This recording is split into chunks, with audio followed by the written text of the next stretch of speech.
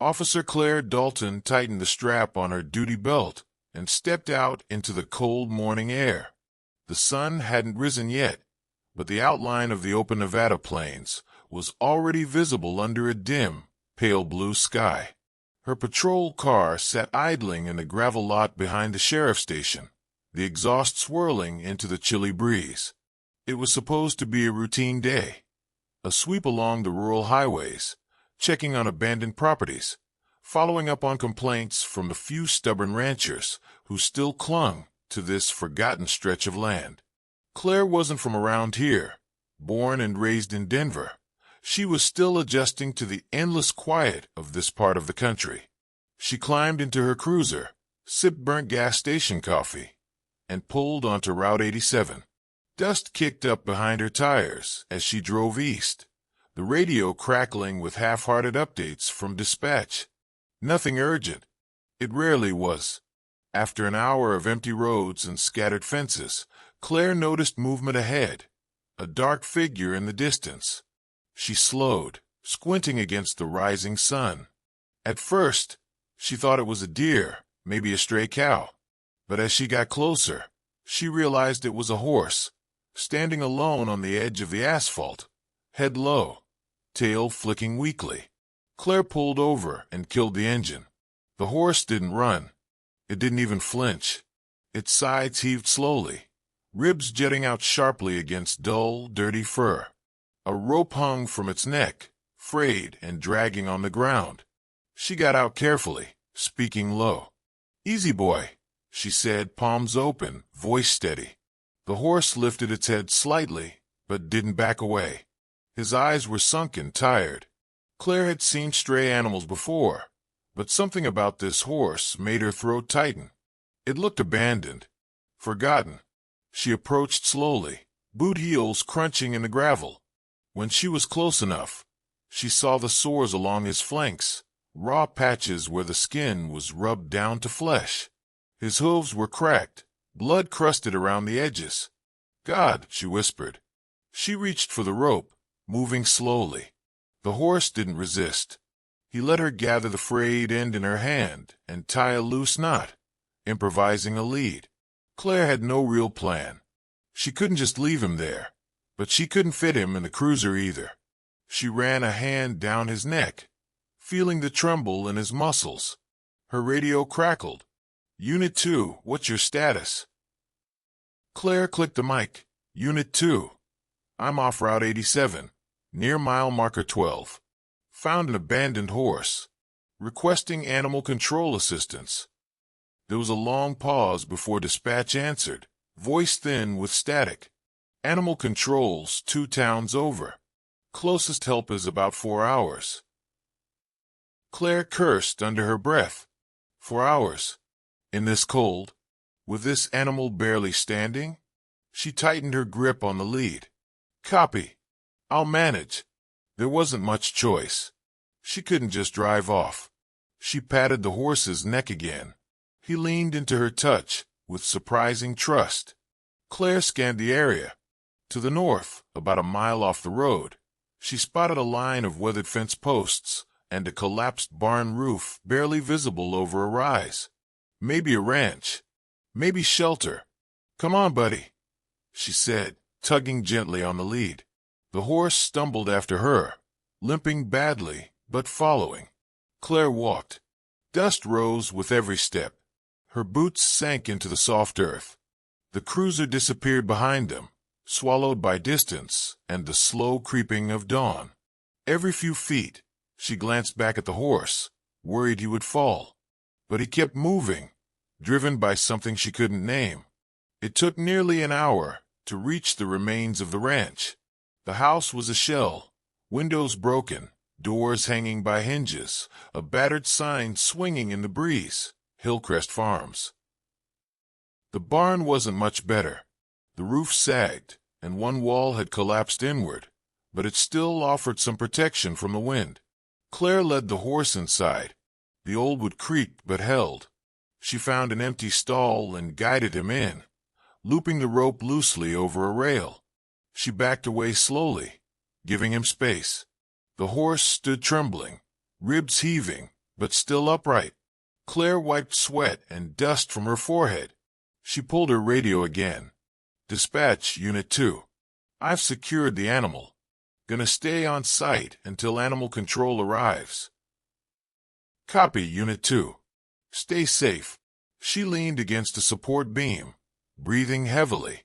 In the silence, she could hear the horse's ragged breathing, the restless shifting of his hooves.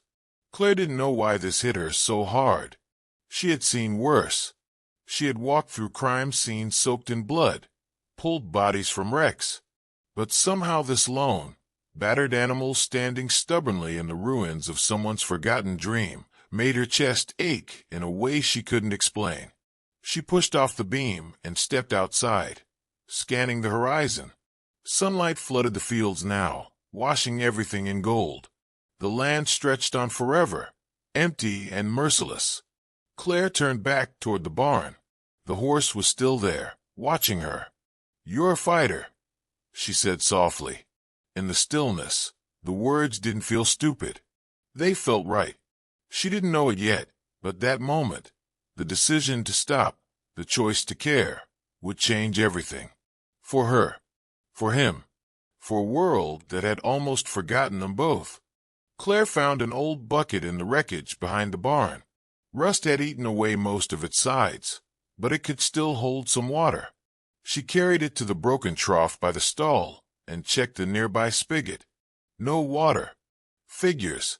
The ranch had probably been abandoned for years. She sighed and looked at the horse. He stood exactly where she'd left him, head low, body sagging. He needed water.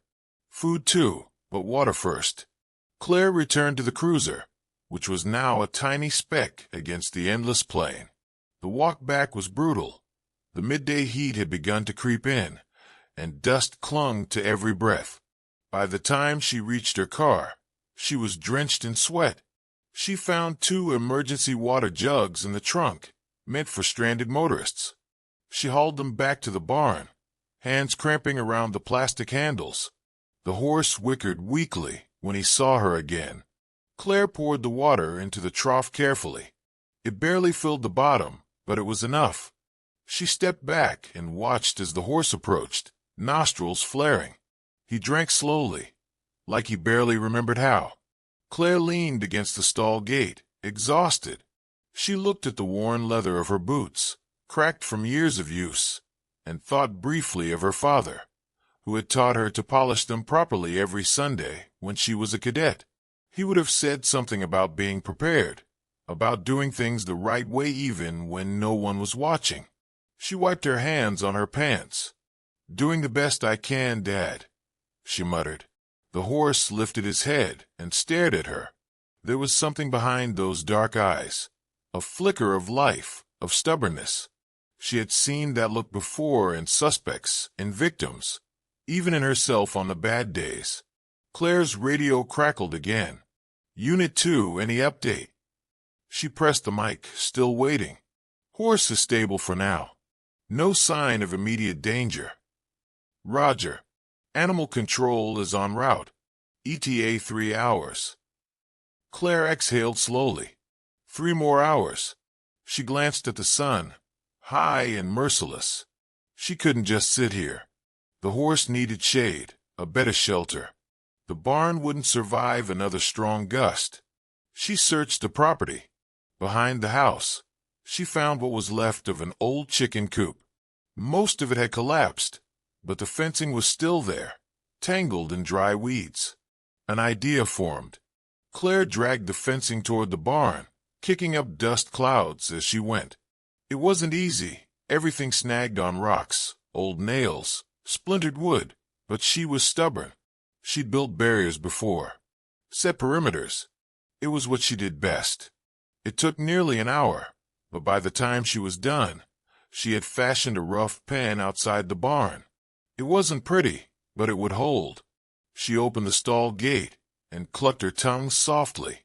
The horse hesitated, one hoof pawing the ground nervously. Claire stepped aside, giving him room. After a long moment, he shuffled forward, blinking against the bright light. He stepped into the pen and stood in the shade of the barn's leaning wall. Claire smiled, wiping dust from her face with the sleeve of her uniform. "You got a name, buddy?" she asked. The horse flicked an ear, unimpressed. "Right. Didn't think so." She thought for a moment, then said, "How about Dusty?" It fit. His coat was caked in it, and he came from a land made of the stuff. Dust and silence and forgotten dreams. Dusty snorted softly, as if approving. Claire sat down on an overturned feed near the pen and pulled out one of the emergency rations from her belt, a stale granola bar. She chewed slowly, watching the horse nibble at a patch of stubborn weeds growing through the dirt. The world around them was dead quiet except for the occasional buzz of flies and the distant moan of wind through the ruined fences. Claire's mind wandered. She thought about the city she had left behind, crowded streets, endless sirens, the stink of hot asphalt. She remembered the case that had driven her out here, the mistake that had cost her a promotion, the feeling of betrayal she still couldn't shake. Out here, none of that mattered. Out here, it was just survival. Just two living things trying to make it to the next sunrise. The hours passed slowly. Dusty dozed in the shade. Claire checked her watch, counted the minutes. She walked the perimeter of the ranch, checking for signs of life, but found none. Just a single jackrabbit darting between the rocks and a few lazy buzzards circling overhead. When she returned to the barn, Dusty lifted his head and watched her approach. Claire smiled and held out her hand. Slowly, cautiously, the horse stepped forward and sniffed her fingers. "Good boy," she whispered. She stroked his muzzle gently, feeling the soft vibration of his breath. His ribs still jutted sharply, and he flinched if she touched his side, but he stood steady. For the first time all day, Claire felt something easing inside her, a knot loosening, a weight lifting. Maybe it wasn't much. Maybe it wasn't enough. But it was a start. She sat back down, resting her elbows on her knees, and watched the sun begin its slow, golden descent toward the mountains. Dusty shifted closer, his body casting a long shadow across the broken ground. And for the first time in a long time, Claire Dalton didn't feel alone. Not out here. Not anymore. The first sign of trouble came with the shifting wind. Claire was checking the last of the broken fence posts when she felt it, a sudden, sharp gust that lifted dust into her face and sent a shiver down her spine. She straightened, scanning the horizon. The heat haze made everything shimmer, but beyond it, she saw a smear of movement. Dust rising fast. A vehicle. Big. Coming straight toward the ranch. Claire cursed under her breath. No way animal control was arriving in a beat-up truck like that. She jogged back to the barn, heart pounding. Dusty lifted his head, sensing her urgency. She grabbed the old revolver from her belt.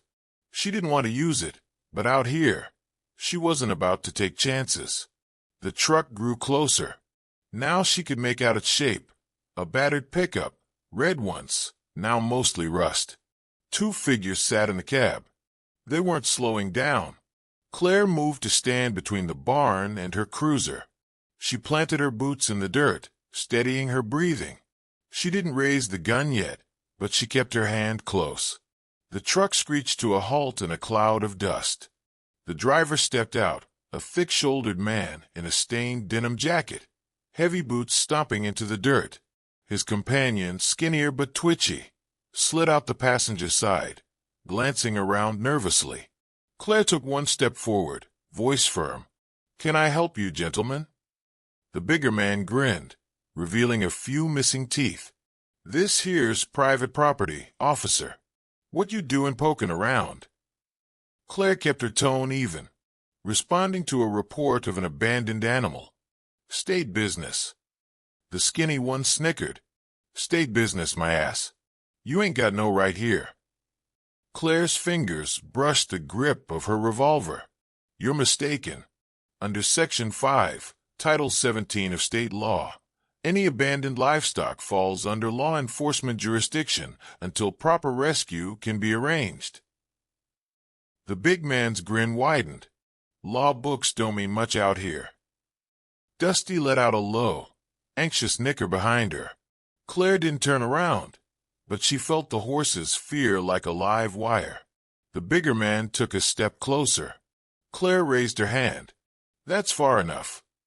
The air between them crackled with tension. The skinny one shifted from foot to foot, glancing back at the truck. Claire caught the movement. Something tucked into his waistband. A knife. Maybe more. Claire weighed her options fast. Backup was hours away. Radioing for help now would just escalate things. She squared her shoulders. You can get back in your truck and drive away. Or you can test how quick I am. For a long, painful second, no one moved. Then the big man laughed. A short, ugly bark. He spit into the dirt, turned on his heel, and climbed back into the truck. The skinny one hesitated, throwing Claire a nasty glare, but followed. The engine roared to life, spitting exhaust, and the truck peeled away, kicking up gravel. Claire watched until it was nothing but a smudge in the distance. Only then did she allow herself a deep breath. She holstered her revolver and turned to Dusty, who was trembling near the broken fence. "Yeah, buddy," she murmured, stroking his neck. "Me too." The sun was almost touching the mountains now. Long shadows stretched across the ranch, and the temperature dropped fast. Claire moved Dusty back into the barn, securing the jury-rigged pen as best she could. She set out the last of the emergency water and gave him the final handful of oats. Animal control still hadn't arrived. She checked the radio again. Static. Something felt wrong. Claire found an old chair in the corner of the barn and dragged it near the stall. She sat down heavily, revolver resting across her lap. Her muscles ached. Her eyes burned from dust and exhaustion, but she forced herself to stay alert. Out here, nightfall didn't bring safety. It brought all the things that waited for the dark. Hours passed. The stars came out in endless, sharp constellations. The kind of stars city folks forgot existed. The land around her was silent, alive with subtle sounds, the whisper of insects, the creak of old wood, the breathing of a tired horse. Claire drifted in and out of light dozes, ears tuned to every noise. At some point past midnight, she heard it, the low, distant growl of an engine. Again. Different this time. No headlights. Whoever was coming didn't want to be seen. Claire stood up slowly, blood rushing in her ears. Dusty stirred restlessly in the stall. Claire moved to the barn door and peered out into the blackness. Nothing yet, but they were out there. She could feel it. The night tightened around her, heavy and watchful.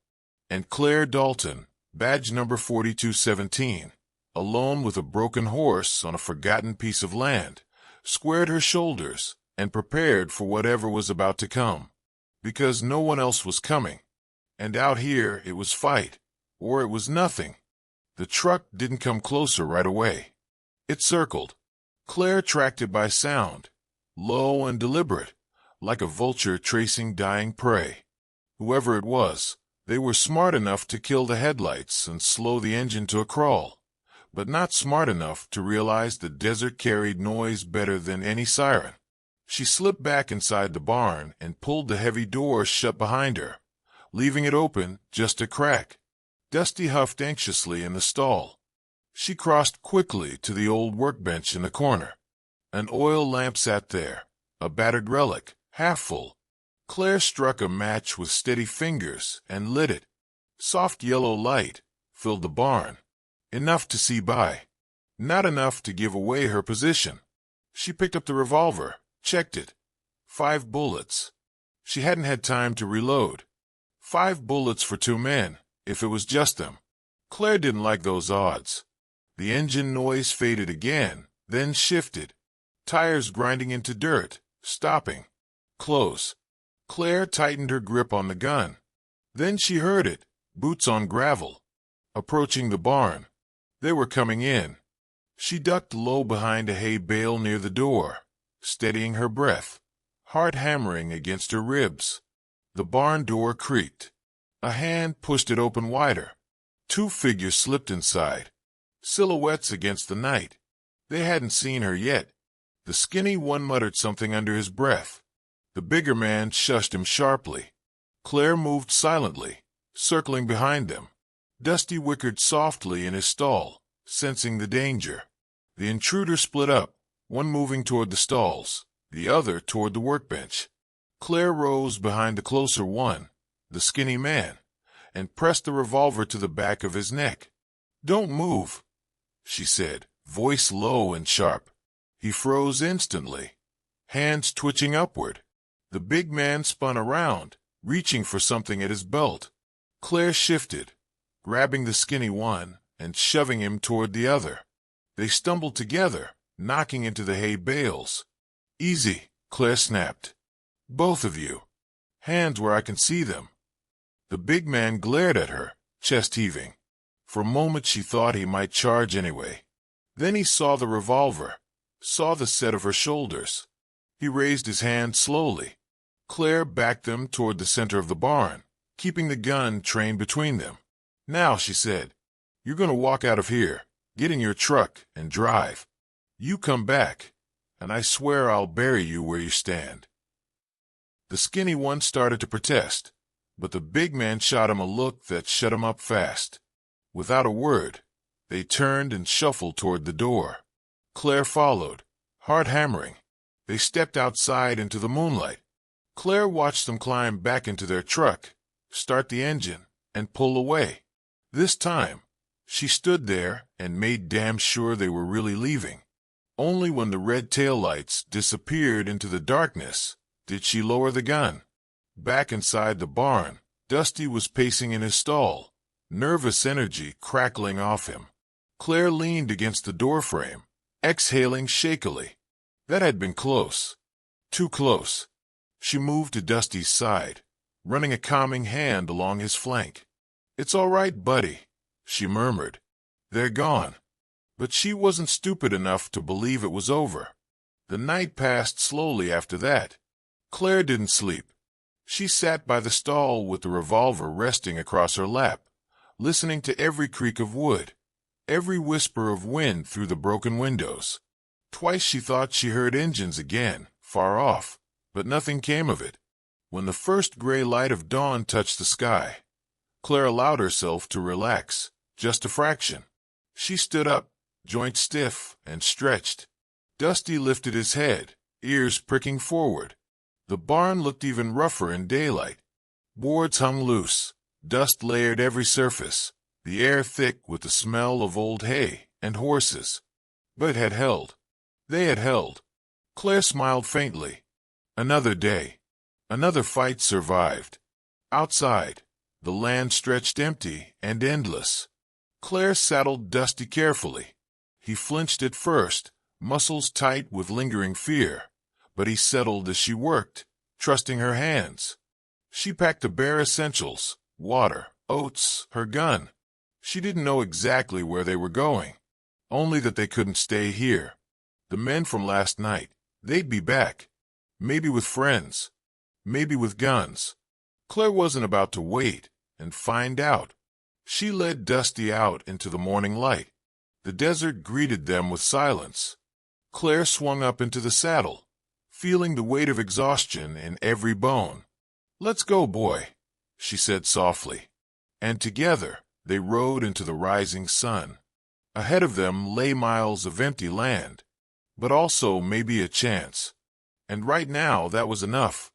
The trail narrowed after a few hours, hemmed in by rocks and brittle brush. Claire kept Dusty at a steady walk, conserving his strength.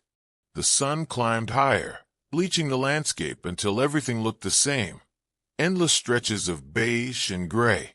Her canteen was half empty already. Dusty's ears twitched constantly, picking up every stray sound. Claire trusted him more than she trusted her own instincts out here. He would know if trouble was near. By midday, the heat was brutal. Claire tugged the brim of her hat lower and wiped sweat from her brow. Dusty's flanks darkened with sweat, but he pressed on without complaint. His loyalty was something deeper than training, something bred by shared hardship. Around a bend in the trail, Claire spotted something on the horizon, shapes breaking the flatness. Buildings, a town, or what was left of one. She nudged Dusty forward, wary. The town was a skeleton. Sun-baked wood, empty windows like hollow eyes. A church steeple leaned drunkenly to one side. A few storefronts still clung to each other down the main street, but nothing moved among them. No signs of life. Claire reined in at the edge of town, scanning carefully. Silence. Only the whisper of hot wind. She dismounted, keeping the revolver tucked in her belt, and led Dusty slowly down the main road. A broken sign dangled above a saloon door. Parker's Rest. It read, letters faded and cracked. Claire tied Dusty loosely to a hitching post outside, giving him enough slack to bolt if he needed. She stepped onto the wooden sidewalk, boards creaking under her boots. Inside, the saloon was a tomb. Tables overturned, glass shattered on the floor, a thick coat of dust over everything. Behind the bar, a row of empty shelves gaped like missing teeth. Claire moved cautiously, checking each corner. Someone had left in a hurry. Chairs lay scattered. Playing cards littered the floor. Bullet holes pocked the walls near the door. Her gut twisted. Something bad had happened here. And not that long ago. Outside, Dusty shifted uneasily, ears flicking back. Claire stepped quickly back into the street, scanning. Nothing. But she trusted Dusty's instincts. She untied him and led him further down the road, away from the saloon. Past the blacksmith shop, tools rusted and scattered, past the abandoned general store. At the far end of town, she found the jailhouse. The front door hung open, swinging slightly in the breeze. Inside, a single-cell door stood ajar. A set of keys still dangled from a hook on the wall. Claire stepped inside. The sheriff's desk was overturned, papers scattered everywhere. A rifle lay broken in the corner, stock splintered, and on the wall behind the desk, words were scrawled in charcoal. No law here anymore. Claire stared at it for a long moment. She needed supplies, but this place felt wrong, like it might swallow her whole if she lingered. Still, she made a quick sweep of the town. In the general store, she found a few useful things: a canteen, a half-bag of oats, a small sack of jerky, so old it was nearly petrified. Better than nothing. She stuffed the items into her saddlebag and mounted up. Dusty needed no encouragement to move. They left Parker's Rest behind without looking back. The trail grew rougher beyond town. Dry washes cut across the land like scars. Claire guided Dusty carefully, following the faintest signs of an old wagon trail, broken ruts, shattered wheels half buried in dust. Hours passed. The sun began its slow descent, bleeding the sky orange and red. Claire spotted a line of low hills ahead. Shelter. She pressed Dusty into a trot, pushing to reach them before full dark. As they neared, Claire caught sight of something between the hills movement. Not men. Horses. A herd of mustangs, wild and lean, grazing in the scrub. Dusty saw them too. His ears pricked forward, nostrils flaring. Claire pulled him up and watched. The mustangs were beautiful. Free in a way few things ever were. A pang stirred in her chest. Not quite envy, but something close. Dusty shifted restlessly under her. Claire patted his neck. Not today, boy. We've got other things to do. They turned aside, giving the herd wide berth, and found a shallow arroyo to camp for the night. Claire built a small fire, just enough to warm herself, not enough to give away their position. She chewed on a strip of jerky, forcing it down, washing it with warm water from the canteen. Dusty grazed nearby, ever alert. Claire leaned back against a boulder, staring up at the stars as they bloomed across the sky. She was alone out here. Utterly alone. But somehow, it felt better than the false safety of towns, filled with men who would shoot you for looking sideways. Out here, the rules were simple. Out here, survival meant everything. Before she slept, Claire checked her revolver, loaded 2 more rounds she'd found in the general store, and tucked it under her arm. Dusty settled nearby, lying down but keeping his head raised, watching. Claire closed her eyes. The desert hummed around her, endless and alive. Tomorrow would bring new dangers. But tonight, she had fire, a good horse, and enough fight left in her bones to meet whatever came. And for now, that was enough. Claire woke before dawn. She opened her eyes to darkness, the kind of heavy, complete dark you only found in the middle of nowhere. Dusty was still lying nearby, but his head was up, ears flicking toward the west. Something had disturbed him. Claire stayed perfectly still, letting her senses stretch into the night. For a long moment, nothing. Then faint a sound. A rock shifting. Barely audible, but too deliberate to be an animal. Claire's hand found her revolver under the blanket. She stayed low, watching, listening. Another sound, closer this time. Claire rose silently, boots crunching softly in the grit. She moved toward the sound, stepping behind a large boulder for cover. The stars gave just enough light to make out shapes. And there, near the edge of the arroyo, a figure, too small for a man, moving carefully, crouched low. Claire gritted her teeth. A child. What in God's name was a child doing out here? She holstered the revolver and moved slowly toward him. The boy froze when he saw her. Thin, ragged, no older than 10. His clothes hung off him in tatters. His hands were empty, palms up in surrender. Claire stopped a few feet away. "You lost?" she asked quietly. The boy shook his head, but his eyes darted around, wild and frightened.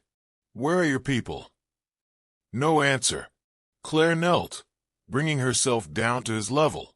"I ain't gonna hurt you," she said, "but you shouldn't be out here alone." Still silence. Dusty snorted behind her, sensing the tension. Claire looked closer. The boy's bare feet were torn and bleeding. His face was smudged with dirt. His ribs showed through his shirt. He hadn't eaten in days. Claire sighed and stood. "Come on," she said, nodding back toward the fire. "You need food." The boy hesitated only a second before following. Back at camp, Claire handed him a strip of jerky and poured a little water into a tin cup. He devoured the food like a starving animal, then drank greedily, spilling half of it down his front. Claire let him. When he finished, he wiped his mouth with the back of his hand and finally spoke. "My name's Eli," he said hoarsely. Claire nodded. "Claire, this here's Dusty." The horse flicked an ear but stayed lying down, keeping one watchful eye on the newcomer. "Where you from, Eli?" The boy looked away. "Nowhere." Claire didn't push. Not yet. She knew better than anyone that answers had to come on their own. Instead, she threw a few more sticks on the fire and sat down across from him. "You got family?" Eli shook his head. His mouth tightened into a thin, bitter line. Claire stared into the flames, feeling the old ache in her chest stir. "You hungry still?" He nodded. She handed him another piece of jerky. They sat like that for a while, two broken things pretending they weren't broken, sharing the fire, the silence, and the stars. When the first light touched the horizon, Claire stood. She tightened Dusty's saddle and packed the meager supplies. Eli watched her, uncertain. "You comin'?" Claire asked. The boy blinked as if surprised. He scrambled to his feet and nodded eagerly. Claire helped him mount behind the saddle, making sure he was balanced before swinging up in front. Dusty grunted at the extra weight, but didn't protest. Claire clicked her tongue, and they started north. As they rode, Claire considered her next move. She couldn't just leave the boy at the next town, assuming there was a town ahead. Too many places out here didn't take kindly to strays. especially ones without money or kin. And besides, something about the boy tugged at her. He reminded her of someone she used to be, someone who'd once needed saving and never got it. Hours passed. The sun climbed high, merciless and bright. Dusty slogged through the dust and heat without complaint, but Claire knew they'd need to find water soon. She kept scanning the land for any sign, green along a ridge, the flutter of birds, anything. Finally, in the early afternoon, she spotted a line of cottonwoods in the distance, their leaves shimmering like silver coins. Water. She steered Dusty toward them, pushing hard. Eli clung to her waist, silent but trusting. At the base of the trees, they found a spring bubbling up into a shallow pool. Claire let Dusty drink first, watching the horse gulp the water eagerly. Then she and Eli drank. The water was sweet and cold, tasting of life itself. Claire splashed some on her face, feeling it soak into her dry skin. For a moment, she allowed herself a thin smile. They'd made it through another day. They rested there, letting Dusty graze on what little grass grew by the spring. Eli sat beside Claire, plucking blades of grass and twirling them between his fingers. "Where you headed?" he asked after a long while. Claire stared at the horizon. "Nowhere," she said. Then, after a moment, "Anywhere but back."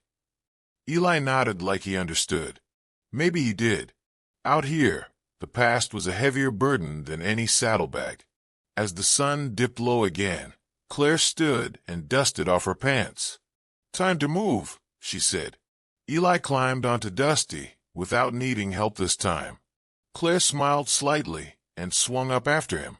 They turned their backs on the spring and rode toward the endless, waiting horizon. Together, for the first time in a long time, Claire didn't feel alone. Not completely. And for now, that was enough.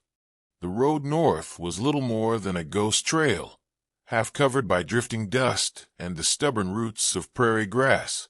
Claire kept Dusty moving at a steady pace, eyes sweeping the horizon.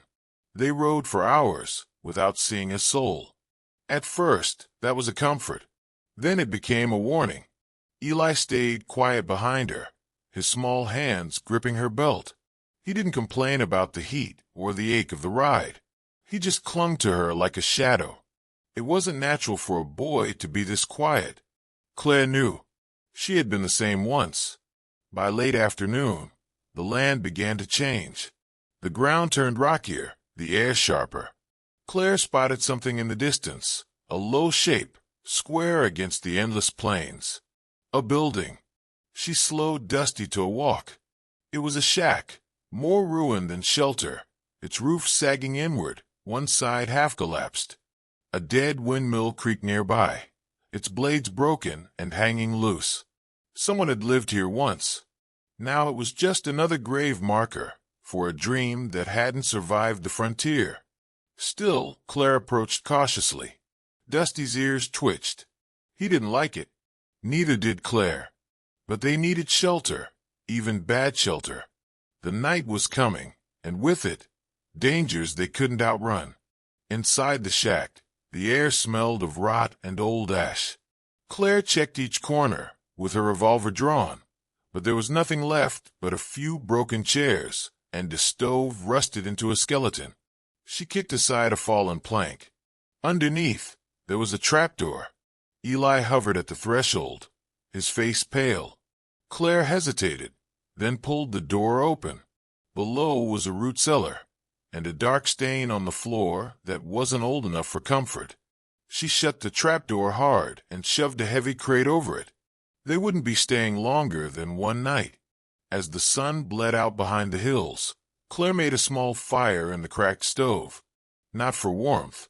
It was still too hot for that, but for light, and the feeling of a barrier against the dark. Eli sat close to the flames, hugging his knees. Claire tossed him a threadbare blanket she found stuffed in the corner.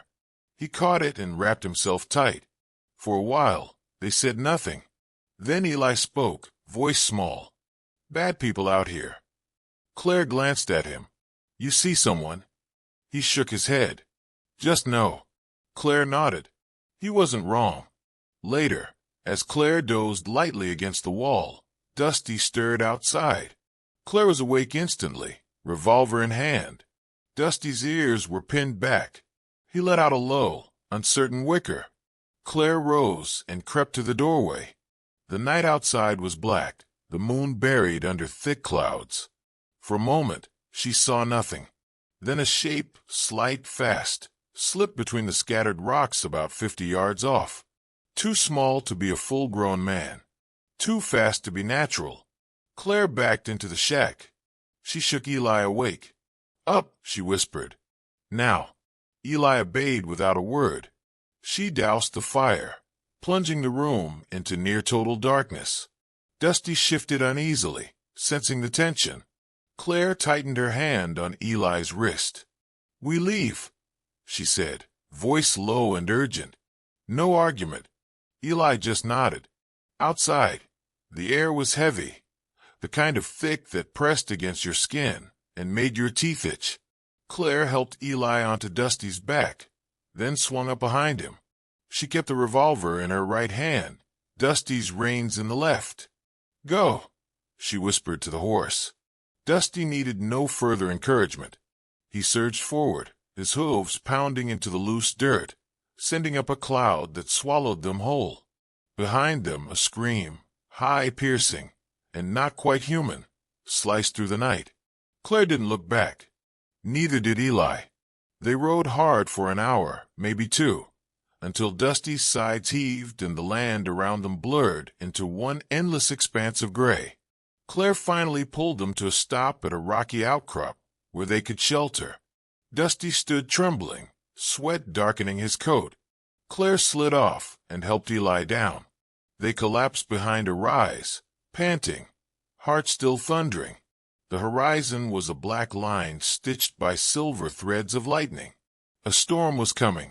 Claire stared into the distance, her mind racing. Whoever, whatever, they had seen near the shack, it wasn't a drifter or a lost settler. It was something worse. And it was hunting. Not for food.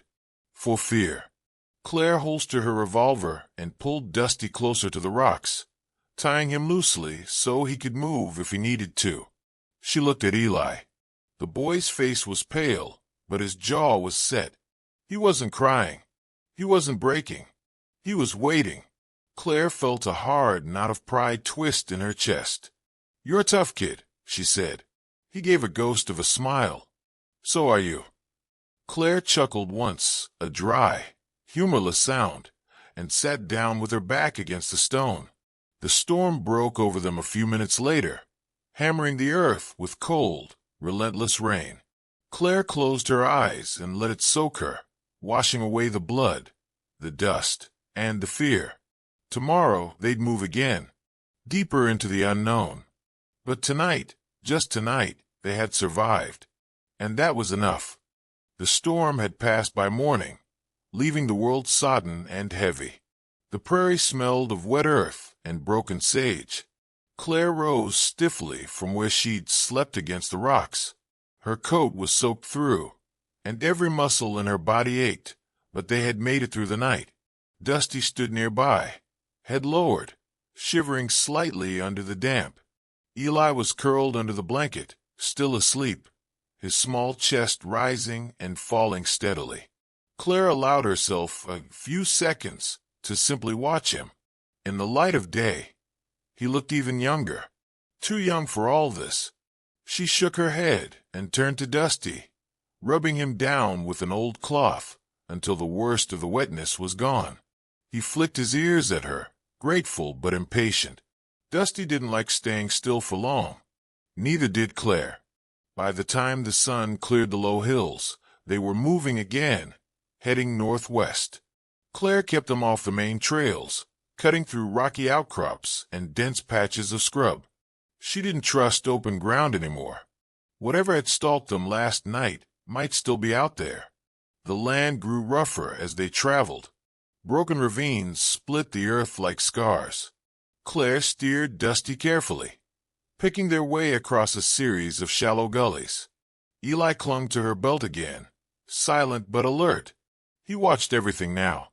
That was good. That meant he was learning. By midday, Claire spotted fresh tracks. Boot prints. Deep ones. Whoever left them had been moving fast, sliding in the mud, stumbling. Not alone, either. Claire saw the heavy impressions of horses. 4, maybe 5 riders. Not a posse. Too sloppy. Fugitives, most likely. Or worse. Claire dismounted and studied the tracks carefully. They led west, toward the broken hills that loomed in the distance like a line of sleeping giants.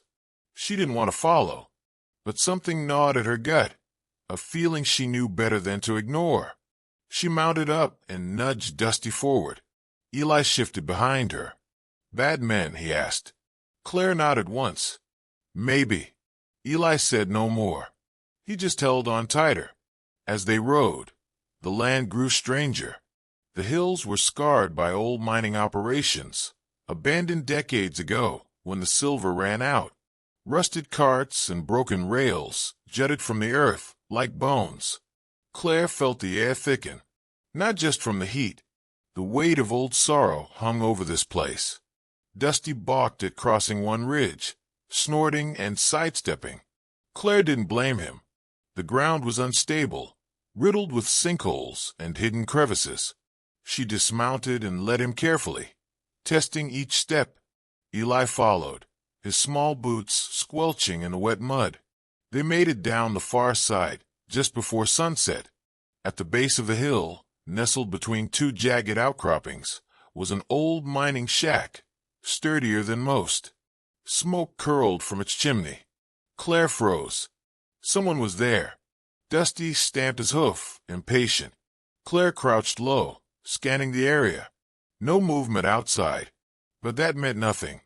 She motioned to Eli to stay close and led Dusty into a thicket of scrub about 50 yards from the shack. They would watch first. No mistakes. Not here. Not now. The minutes dragged by, slow and heavy.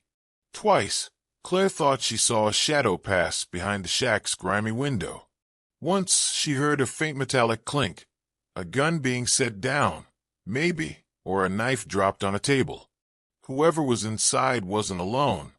Claire's instincts screamed at her to leave. But they needed supplies. Real food. Ammo. If they kept running empty, they'd die out here just as surely as if someone put a bullet in them. She made her decision. "Stay," she whispered to Eli, pressing Dusty's reins into his hands. He nodded, wide-eyed but brave. Claire drew her revolver and moved through the brush, keeping low. She reached the shack without being seen. The door was ajar, swinging slightly with each gust of wind. Claire pressed herself flat against the wall, listening. Voices inside, low, angry, arguing about something. She caught fragments. Supplies, not enough for all of us. "Damn kid slowed us down. Leave him if we have to." Claire's blood turned to ice. A kid. They were talking about a kid. Not Eli. Someone else. She risked a glance through the gap in the door. 3 men, rough-looking, armed. And in the corner, tied to a post, a boy no older than Eli. Beaten. Terrified. Claire's jaw tightened. She stepped back and weighed her options. A straight fight was suicide. But she couldn't walk away. Not from this. Not again. She crept around the shack to where a rusted water barrel leaned against the wall. Inside, the men were still arguing. Loud. Distracted. Claire slipped a match from her pocket and struck it against the barrel's rim. She dropped it into the dry kindling piled near the shack side. The fire caught fast, the old wood hissing and popping. Within seconds, smoke billowed into the shack. Shouts erupted. Claire moved. Gun raised. The first man stumbled out the front, coughing and cursing. Claire shot him in the leg. He dropped, screaming. The second rushed after, wild-eyed. Claire cracked him across the face with her revolver butt, sending him sprawling. The third, the biggest, barreled out last, dragging the boy like a shield. Claire didn't hesitate. She fired. The bullet struck the man's shoulder, spinning him sideways. The boy broke free and ran.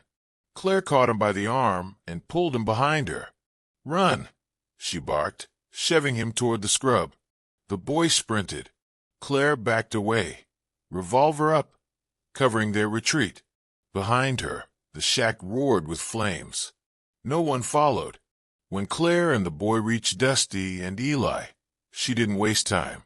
She lifted the new boy onto Dusty's back with Eli and swung up behind them.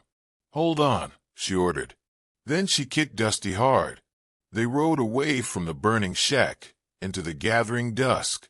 No one gave chase. But Claire knew better than to believe they were safe. Not yet. Maybe not ever.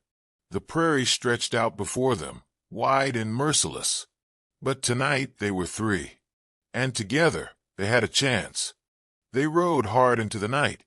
Dusty's hooves thudded against the damp earth, steady and strong, carrying their small group farther from the burning shack. Claire allowed them only a few miles before slowing him to a walk. Dusty needed a break. So did the boys. The new kid, Jake, as he'd whispered through chattering teeth, clung behind Eli, his small hands fisted in the older boy's jacket. Claire scanned the darkness ahead. The moon was rising, a sickle of silver in the black sky, casting just enough light to pick out obstacles on the ground. Ahead, a stand of cottonwoods loomed, the only real cover for miles. She guided them toward it.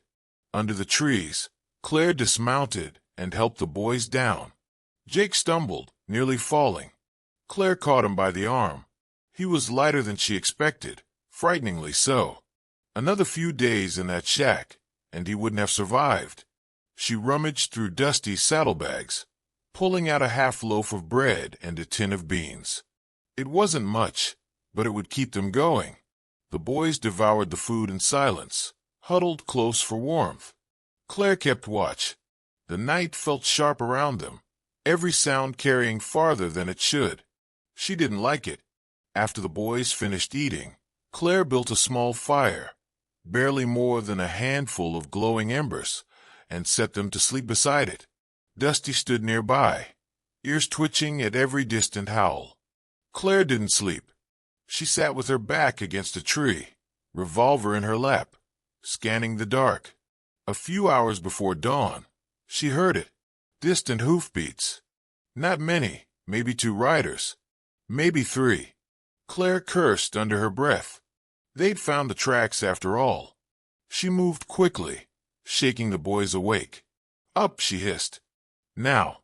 They scrambled up, blinking, dazed. Claire doused the fire with dirt and swung into the saddle. She lifted both boys up behind her and urged Dusty forward. Not back toward the trail. Not even toward town. She aimed for the Badlands. Rough country. Harder to track. Harder to survive. But it was their only chance. The Badlands rose like broken teeth from the earth, jagged and cruel. Dusty picked his way carefully across the rocky terrain. Claire kept him at a steady pace, not pushing too hard.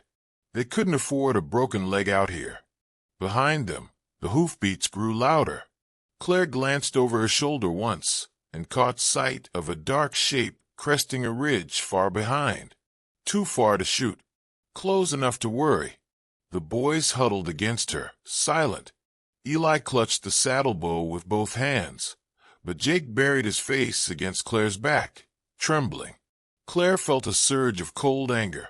These men, whoever they were, had already done enough. They weren't going to take anything else. By mid-morning, the Badlands closed in around them. Narrow canyons twisted through the stone like veins. Claire found a tight passage between 2 ridges and turned Dusty into it. The walls rose high and close, blocking the wind. Dusty's hooves clattered against the rock. Claire pulled him to a halt deep in the canyon's throat. She slid down and motioned the boys to dismount. "We go on foot from here," she said. They obeyed without question. Claire led Dusty by the reins, careful to leave as little sign behind as possible. She chose paths where stone covered the ground, where no tracks could be left. Every few minutes she paused, listening. No hoofbeats yet. Good. But it wouldn't last. By noon, they found a hollow under a rocky overhang, just big enough for Dusty to squeeze into and hide. Claire tied a blanket over the entrance, disguising it with loose rocks and brush. Inside, it was cramped and musty. The boys curled up in the shadows, too exhausted to speak. Claire sat near the entrance, gun ready. The canyon funneled every sound straight to her ears. For a long time, there was nothing. Then voices. Closer. Rough cursing. Men arguing over which way the tracks had gone. Claire's heart hammered in her chest. She flattened herself against the stone, barely breathing. The voices drifted closer, then farther away. Boots scraped against rock. Dusty shifted once, nervous, but made no sound. Claire pressed her hand against his flank, steadying him. Minutes stretched like hours. Finally, the sounds faded. Claire waited longer still, until she was sure. Then she allowed herself to breathe again. By sunset, the canyon was quiet. The men had moved on. For now. Claire knew they couldn't stay here. Sooner or later, the hunters would circle back. She needed a plan. And she needed help. Real help. There was only one place she could think of. An old ranger station, abandoned years ago, but still marked on some of the maps.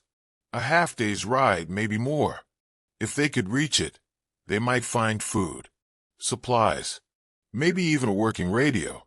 It was a risk, but staying here was a death sentence. Claire tightened the saddle straps and roused the boys. Dusty snorted, ready. Claire swung into the saddle. "Hold on," she said. They rode into the deepening night, shadows swallowing them whole. There was no other way forward now. Only through. The wind picked up before dawn. It howled between the rocks like a warning, dry and sharp. Claire guided Dusty through the narrow canyon paths, with numb fingers on the reins. The boys were half asleep against her back, but they didn't complain. They were beyond that now. She could feel the storm building behind them, not weather, but men. Hunters. She knew they were close. She'd seen fresh tracks the day before. They hadn't given up. They never do. But she also knew the ranger station couldn't be far now. Maybe an hour. Maybe less if Dusty held steady. And then maybe hope. The sun was barely cresting the hills when she saw it. Just ahead, perched like a fossil on a ridge, a squat wooden building, long abandoned, half buried in dust. The ranger station. Claire didn't cheer. She didn't breathe easier. Not yet. She rode straight to it, dismounted, and got the boys inside. Dusty she tied in the shade, giving him what water was left. He'd earned more than she could offer. Inside, the station smelled of rot and old paper, broken windows, a busted radio, dust 2 inches deep on everything. But the walls were strong, solid, and in the back, hidden beneath a floorboard, a miracle, an old emergency box. Inside canned food, matches, 2 flare rounds, and ammo. Claire locked the door and started to prepare. She fed the boys first. Cold beans, dry crackers. They ate like wolves. Then she loaded the revolver, every chamber full. She gave the boys her old knife and told them to stay behind the desk, no matter what. No matter what. Eli nodded. He didn't look like a boy anymore. She took the rifle she'd found in the emergency box and stepped outside. Dusty nickered softly. She stroked his neck once, then faced the canyon. They were coming. 3 riders. Dust in their wake, rifles across their saddles, eyes sharp. Claire stood in the open, the rifle across her chest. No more running. The first man shouted something, demanded the boys. Claire didn't move. The second man circled wide, trying to flank. The third stayed behind, a rifle raised but not fired. Claire took aim. 1 warning shot, just to the side of the lead horse's hooves. The animal reared. The rider cursed and drew. Claire dropped to one knee and fired again. The bullet caught the second rider in the shoulder. He screamed, fell from the saddle. The others dismounted fast, firing wild. Claire ducked behind a barrel, heart hammering, bullets cracking past her ears. Inside, she heard the boys yelling, but they stayed hidden. Good. Another shot rang out closer. She fired again, hitting with this time, splinters spraying. Return fire cracked a window behind her. She was pinned. Then, a sound she didn't expect. Hooves. Behind her. Dusty. The old horse had slipped his rope. He galloped straight into the fray, nostrils flaring, hooves pounding. One of the gunmen turned too late. Dusty hit him like a freight train. Claire took the moment. She stood, aimed, and fired twice. Silence. Then wind. Only wind. When it was over, she was bleeding, a graze on her arm, but alive. The three men lay on the ground, two groaning, one silent. Dusty stood trembling, foam around his mouth, his eyes wild. Claire grabbed his reins and pulled him close, burying her face in his mane. "You stupid brave thing," she whispered. Inside, the boys ran out, throwing their arms around her. It was over. For now. Later, she used one of the flares to signal the marshal in the next town over. It took hours, but someone came. An old truck. 2 deputies. A stretcher. They took the wounded men. Took statements. Took photos. And they told her the truth. The men were traffickers. They'd stolen half a dozen kids in the past year. Jake was the last one taken. Claire nodded. She didn't say much. Words were for later. When the dust settled, Claire sat on the station's front step, Dusty beside her, both of them too tired to move. The boys slept inside. Claire stared at the horizon, the rifle across her lap. For the first time in days, no one was chasing them. She let the quiet sit for a while.